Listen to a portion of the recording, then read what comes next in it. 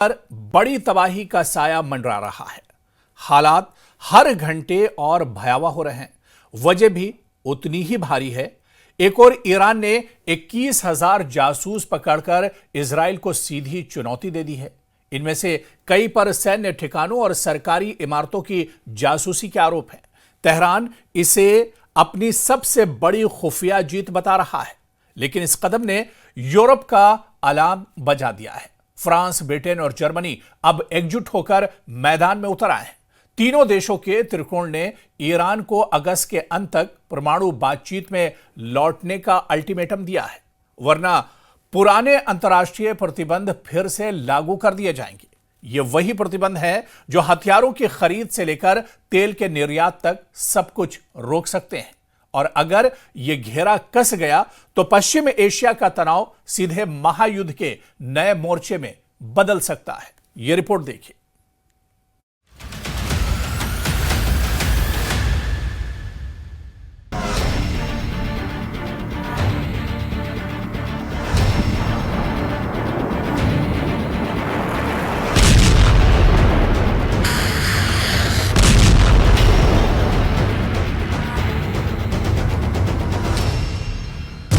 Iran से खुला कयामत का नया दरवाजा।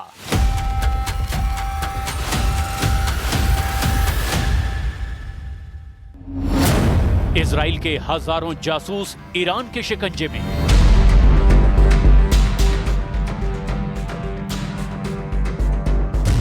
अब यूरोप ऑन करेगा न्यूक्लियर बटन। पश्चिम एशिया इस वक्त बारूद के ढेर पर है। किसी भी वक्त यहां नई जंग का आगाज हो सकता है, क्योंकि ईरान ने एक ऐसी गलती कर दी है जिसकी उसे और पूरे पश्चिम एशिया को भारी कीमत चुकानी पड़ सकती है।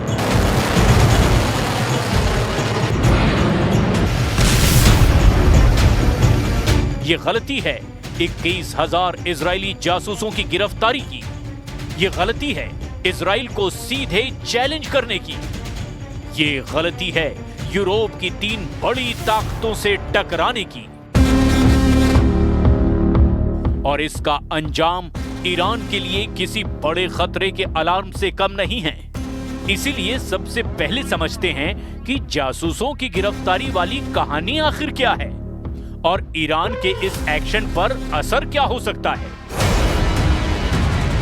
दरअसल खुफिया सूत्रों के मुताबिक 13 जून से 24 जून तक यानी 12 दिन तक चली उस जंग के दौरान ईरान की तरफ से संदिग्धों के खिलाफ बड़ी कार्रवाई की गई। ये एक ऐसी कार्रवाई थी जिसमें हजारों लोगों को सलाखों के पीछे कैद कर दिया गया। ईरानी गृह मंत्रालय और खुफिया एजेंसियों की रिपोर्ट के मुताबिक ये ऑपरेशन देश भर में 31 प्रांतों में चला। सबसे ज्यादा गिरफ्तारियां राजधानी तेहरान, तबरीज और मशहद में हुई। 21,000 में से 261 पर सीधे सीधे जासूसी के आरोप हैं।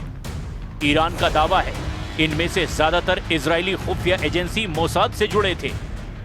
इन पर आरोप है कि इन्होंने सैन्य ठिकानों, मिसाइल डिफेंस सिस्टम और सरकारी इमारतों के गुप्त वीडियो और तस्वीरें विदेशी नेटवर्क को भेजी। 2,774 अफगान नागरिक भी हिरासत में हैं।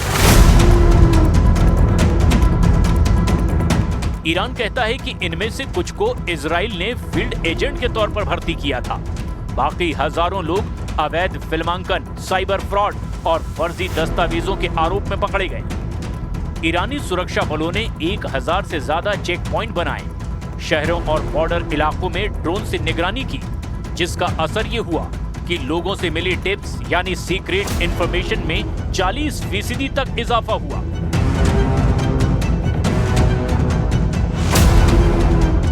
लेकिन इस ऑपरेशन की सबसे बड़ी गूंज 23 जून को सुनाई दी, जब तेहरान की कुख्यात ईविन जेल पर इजराइल के कथित हवाई हमले में 80 से ज्यादा कैदियों की मौत हो गई। ह्यूमन राइट्स वॉच ने इसे संभावित युद्ध अपराध कहा, जबकि ईरान का आरोप है कि इजराइल सबूत मिटाना चाहता था। इजराइल ने इस पर चुप्पी साध ली, लेकिन अंतर्राष्ट्रीय मंच पर यह हमला एक नया विवाद बन गया है। यहीं से कहानी मोड़ लेती है यूरोप की ओर। फ्रांस, ब्रिटेन और जर्मनी, जिन्हें E3 कहा जाता है, इन देशों ने ईरान को खुली चेतावनी दी है। शर्त साफ है, अगस्त के आखिर तक परमाणु कार्यक्रम को सीमित करने के लिए बातचीत पर लौटो, वरना संयुक्त राष्ट्र के स्नैपबैक सैंक्शन फिर से लागू होंगे। स्नैपबैक सैंक्शन यानी संयुक्त राष्ट्र सुरक्षा परिषद का वो हथियार जो 2015 के ईरान परमाणु समझौते में जोड़ा गया था। अगर किसी भी पक्ष को लगे कि ईरान ने समझौते की शर्तें तोड़ी है, तो बिना किसी वीटो के पुराने सभी अंतर्राष्ट्रीय प्रतिबंध अपने आप वापस लागू हो जाते हैं। इसका मतलब है हथियारों की बिक्री पर रोक, वित्तीय लेन देन पर पाबंदी और तेल निर्यात लगभग ठप। फ्रांस, ब्रिटेन, जर्मनी ने इसी का अल्टीमेटम दिया है। अगर अगस्त तक ईरान पीछे नहीं हटा तो स्नैपबैक चालू होगा और तेहरान की अर्थव्यवस्था पर फिर से अंतर्राष्ट्रीय शिकंजा कस जाएगा। ईरान ने इसे गैरकानूनी बताया और पलटवार में धमकी भी दी। अगर ऐसा हुआ तो वो NPT यानी परमाणु अप्रसार संधि से बाहर निकल जाएगा।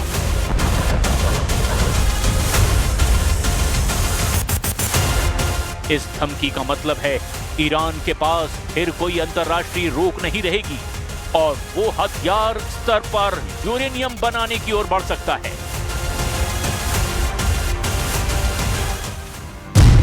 IAEA की रिपोर्ट कहती है कि ईरान के पास पहले से 60% शुद्धता वाला यूरेनियम है, जो परमाणु हथियार बनाने के लिए जरूरी 90% से बस एक कदम दूर है।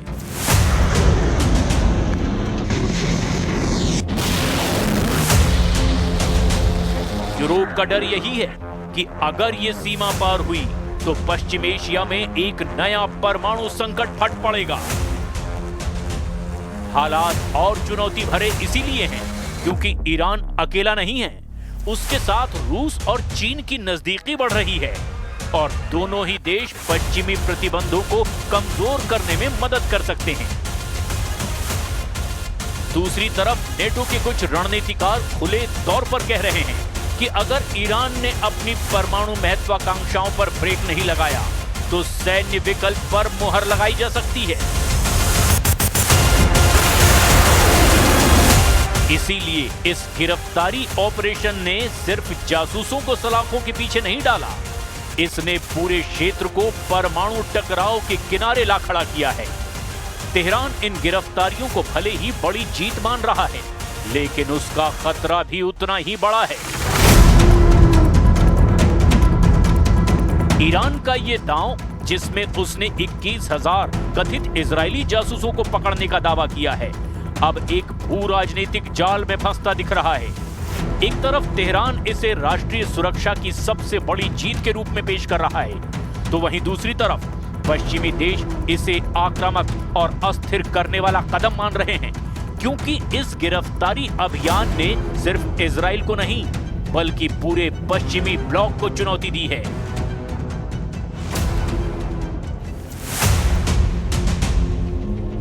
यूरोप में 3 बड़ी ताकतें फ्रांस, ब्रिटेन और जर्मनी अब खुले तौर पर कह रही हैं कि ईरान के परमाणु कार्यक्रम को किसी भी कीमत पर काबू में करना होगा। ये चेतावनी ऐसे वक्त में आई है जब युद्ध के बाद का माहौल पहले से ही तनावपूर्ण है और हर पक्ष अपने अपने गठबंधन मजबूत कर रहा है।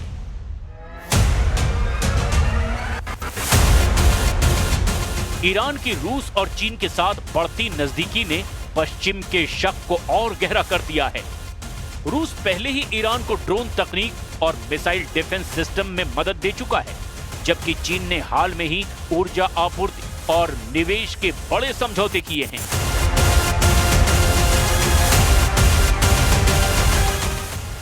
अगर स्नैपबैक सैंक्शन लागू होते हैं तो इसका सीधा असर ईरान की अर्थव्यवस्था पर पड़ेगा। तेल और गैस के निर्यात पर रोक से विदेशी मुद्रा भंडार तेजी से घटेगा, महंगाई और बेरोजगारी बढ़ेगी और घरेलू असंतोष भड़क सकता है। ऐसे में ईरान अपने परमाणु कार्यक्रम को और तेज कर सकता है। ताकि वो पश्चिम के दबाव के सामने झुकने की बजाय सैन्य शक्ति के सहारे अपनी स्थिति मजबूत कर सके। लेकिन यही रास्ता सबसे खतरनाक है, क्योंकि IAEA की रिपोर्ट के मुताबिक ईरान पहले ही हथियार ग्रेड यूरेनियम की दहलीज पर है। अगर उसने 90% शुद्धता का यूरेनियम तैयार कर लिया तो परमाणु हथियार बनाना सिर्फ तकनीकी और समय का मसला रह जाएगा।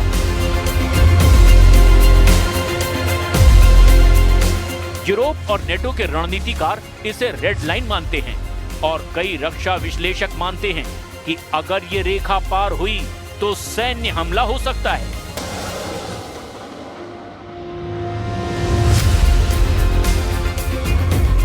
इसीलिए कथित तौर पर जासूसों की गिरफ्तारी के बाद शुरू हुई ये कहानी अब सिर्फ जासूसी तक सीमित नहीं रही। ये पश्चिम एशिया में एक नए परमाणु संकट की स्क्रिप्ट लिख रही है। तेहरान इस ऑपरेशन को अपनी आंतरिक सुरक्षा की जीत बता रहा है, लेकिन अंतर्राष्ट्रीय स्तर पर ये उसके खिलाफ बड़े मोर्चे को जन्म दे चुका है। और अगर यूरोप ने सच में न्यूक्लियर बटन ऑन करने का फैसला कर लिया तो अगली लड़ाई सिर्फ हथियारों से नहीं बल्कि परमाणु साए में लड़ी जाएगी।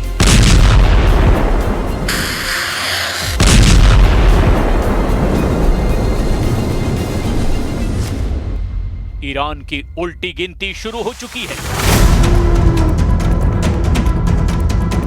सिर्फ पश्चिम एशिया ही नहीं बल्कि पूरी दुनिया की नजर तेहरान पर टिक गई है, क्योंकि यह मसला सिर्फ 21,000 जासूसों की गिरफ्तारी या परमाणु महत्वाकांक्षा तक सीमित नहीं है। इसके पीछे एक और बड़ा खेल छुपा हुआ है जो आने वाले महीनों में जियोपॉलिटिक्स का नक्शा बदल सकता है। सबसे पहले एक चौंकाने वाला नया खुलासा। इजरायली मीडिया की रिपोर्ट के मुताबिक ईरान ने जिन 261 लोगों पर सीधे जासूसी के आरोप लगाए हैं, उनमें से कई ने इजराइल के अंदर भी ऑपरेशन चलाए थे। इनमें वो नेटवर्क भी शामिल हैं जिसने तेहरान की परमाणु साइट्स पर 2020 और 2021 में हुए रहस्यमयी विस्फोटों में मदद की थी। अगर ये आरोप सच हैं, तो इसका मतलब है कि ईरान ने सिर्फ अपने भीतर ही नहीं बल्कि इजराइल के अंदर भी मोसाद की पूरी ऑपरेशनल चेन को हिट किया है।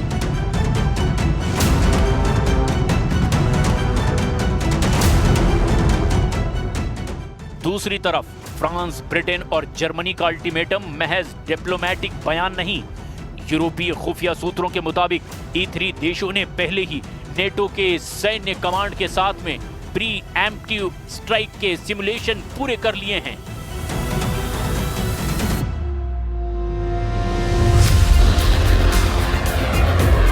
इसमें ईरान ने नतांज, फोर्डो और अराक जैसी न्यूक्लियर साइट्स को टारगेट किया है। इसका मतलब है कि अगर डिप्लोमेसी फेल हुई तो कार्रवाई अचानक और बेहद तेज हो सकती है।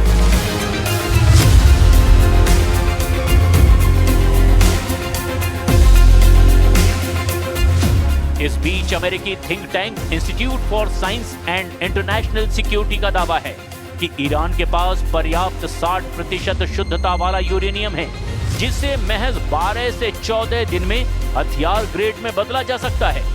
और अगर NPT से बाहर निकलने का ऐलान हुआ तो इंटरनेशनल मॉनिटरिंग लगभग नामुमकिन हो जाएगी। रूस और चीन की भूमिका यहां और दिलचस्प हो जाती है। रूस का एयर डिफेंस सिस्टम ईरान पहुंच चुका है, जहां उसकी टेस्टिंग भी हो चुकी है।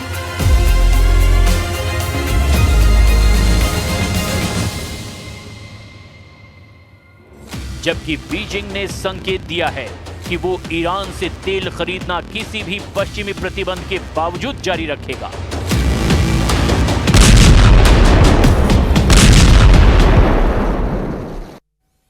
और यहां पर रुकेंगे फिलहाल छोटे से ब्रेक के लिए।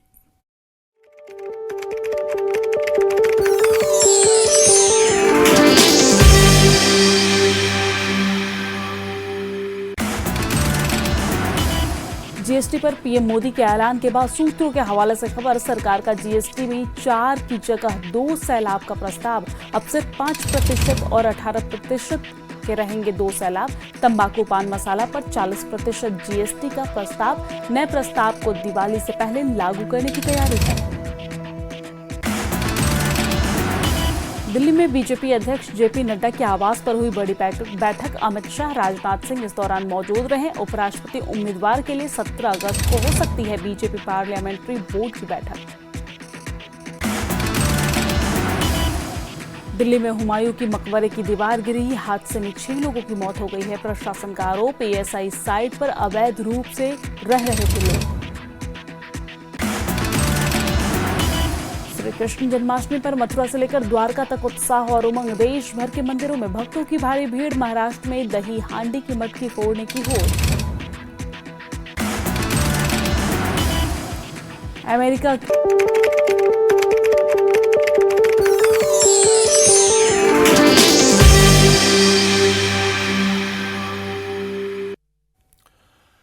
प्रेसिडेंट ट्रंप बहुत जल्द इजराइल की यात्रा कर सकते हैं। ट्रंप की इजराइल विजिट का अपडेट आते ही ईरान एक्शन में आ गया है। ईरान के सुप्रीम लीडर अली खामनेई ने पश्चिमी देशों के साथ नई एटमी डील की कोशिशें शुरू कर दी हैं। इस बीच ग्रेटर इजराइल को लेकर अरब देशों ने इजराइल के खिलाफ हल्ला बोल दिया है। वहीं ईरान के ब्लड बम ने तल अवीव में हड़कंप मचा दिया है। यह रिपोर्ट देखिए।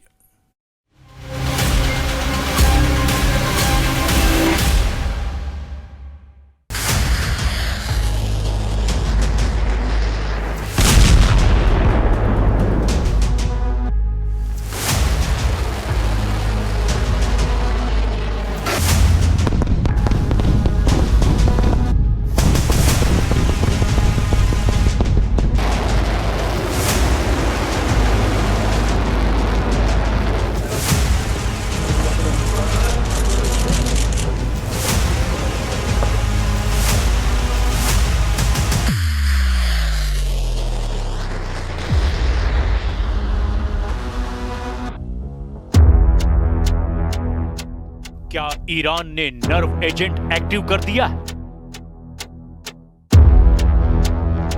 क्या हिजबुल्लाह ने युद्ध में ब्लिस्टर एजेंट भेजा? क्या हूथी के चोकिंग एजेंट तेल अवीव पहुंच गए?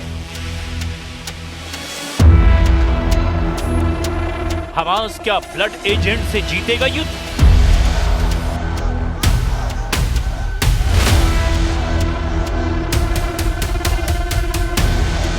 ऐसे एजेंट जो एक झटके में लाशों का ढेर लगा देते हैं। मौत का वो दूसरा नाम जिसके हमले से कोई नहीं बच सकता।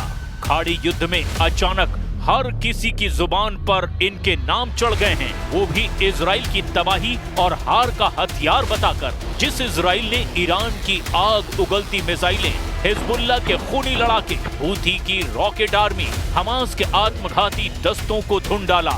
जिस इजराइल ने सभी दुश्मनों के घर में घुसकर मारा, मतलब जिसने सिर उठाया इजराइल ने उसे कुचल दिया। लेकिन इजराइल का पाला ऐसे दुश्मनों से है जो मार खाकर और खूंखार हो जा रहे हैं।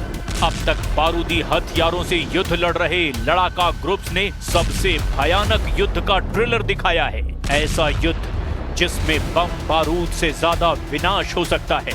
ऐसा युद्ध जिसे देखकर दुनिया टहल सकती है। इजराइल में बज रहे ये सायरन उसी युद्ध का अलर्ट है। यमन के हूथी लड़ाकों की मिसाइलें तेल अवीव के आसमान में मंडरा रही हैं। इजराइल हूथी की एक मिसाइल ढेर करता है तो जवाब में 10 मिसाइलें दाग दी जाती हैं। लेकिन इजराइल की टेंशन इन मिसाइलों से ज्यादा 750 टन का जब्त हुआ बारूदी जखीरा है। यमन की नेशनल रेजिस्टेंस फोर्स ने ईरान से भेजी गई 750 टन मिसाइलों और हथियारों की बारूदी खेप जब्त की है, जिसमें क्रूज, एंटी शिप और एंटी एयरक्राफ्ट मिसाइलें, वॉरहेड, ड्रोन और रडार हैं। अल शारवा जहाज से भेजी गई हथियारों की इस खेप में रासायनिक सामग्री मिली है।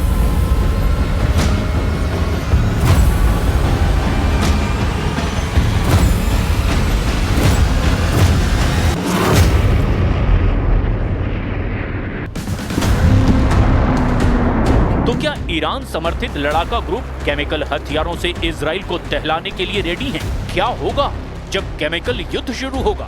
बेहद खौफनाक होते हैं केमिकल हथियार के हमले।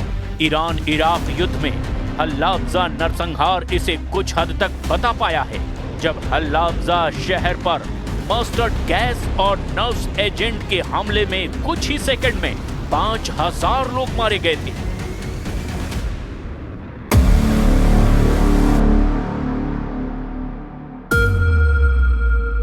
ऐसे हथियारों को जब्त किए जाने की हेडलाइन बनने के बाद इजराइल एक्शन में आ गया है। द जेरूसलम पोस्ट की रिपोर्ट में जानकारी दी गई है कि अल शारबा जहाज से हथियार जब्त किए गए हैं। उसके चालक दल ने हूथी लड़ाकों को रासायनिक हथियार सप्लाई की बात कबूल की है।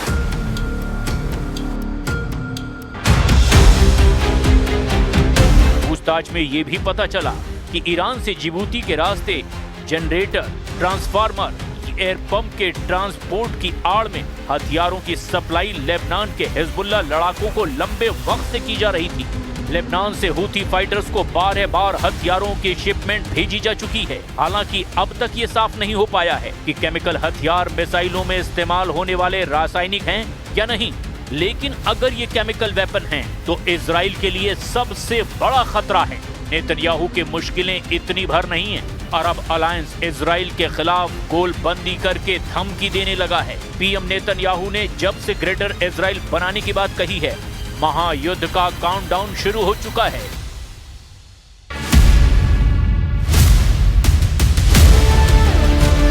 नेतन्याहू के बयान ने अरब लीग में खलबली मचा दी है। जॉर्डन जैसे देश ने भी नेतन्याहू का विरोध शुरू कर दिया है। सऊदी अरब, कतर, जॉर्डन, फिलिस्तीनी अथॉरिटी और अब अरब लीग ने नेतन्याहू के ग्रेटर इजराइल मिशन के खिलाफ हल्ला बोल दिया है। नेतन्याहू के ग्रेटर इजराइल प्रोजेक्ट के कट्टर विरोधी तुर्की के राष्ट्रपति हैं। एर्दोआन ने नेतन्याहू के जवाब में अपना अलग साम्राज्य बनाने का ख्वाब भी देख रखा है।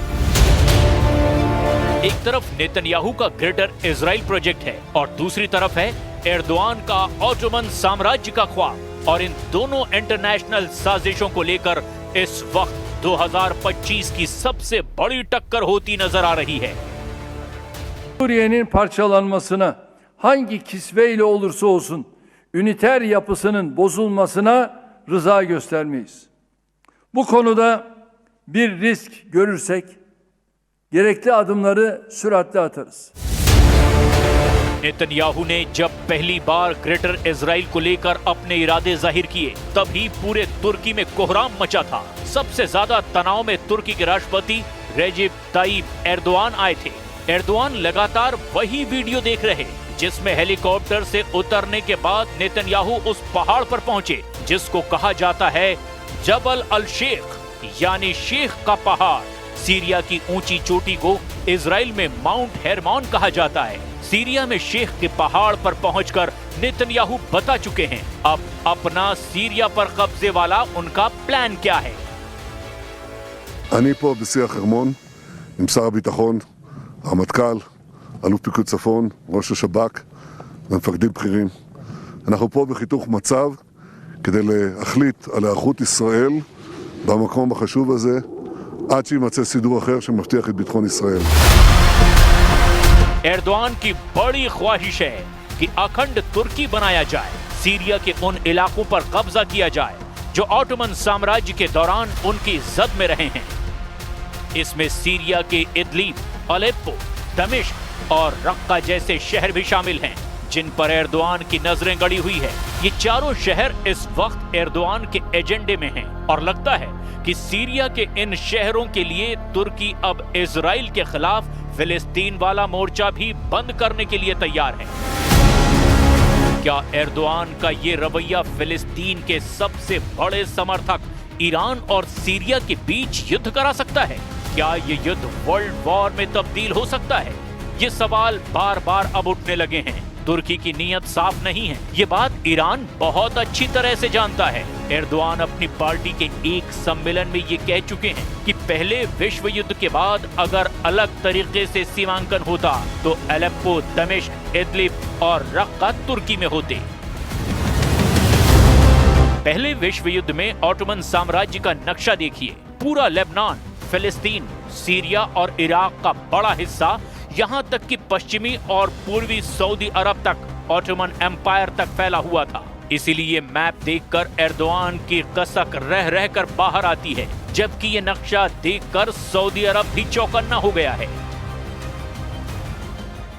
Bu yıl veya bu yol tıkanır veya dinamitlenirse işte o zaman devletimizin kadife eldivene sarılı demir yumruğunu kullanmaktan da çekinmeyiz.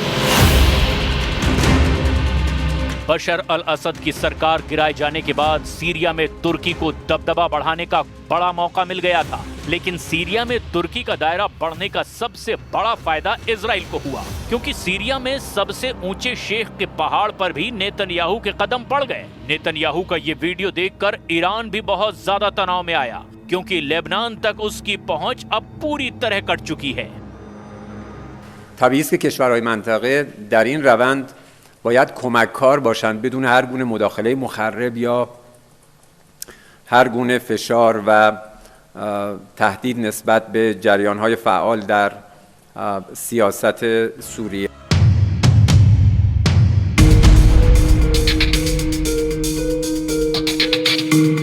इसमें कोई शक नहीं कि शेख के पहाड़ पर पहुंचे नेतन्याहू ने एर्दोआन के प्लान की हवा निकाल दी थी। तब से तुर्की तो नेतन्याहू के ग्रेटर इजराइल के विरोध में मुखर नहीं हो पा रहा, लेकिन अब की बार अरब लीग मोर्चा संभाल रही है। जाहिर है इजराइल को अरब देशों से टकराना पड़ा तो महायुद्ध छिड़ेगा, जिसमें महाशक्तियां भी अपनी अपनी ताकत आजमाएंगी।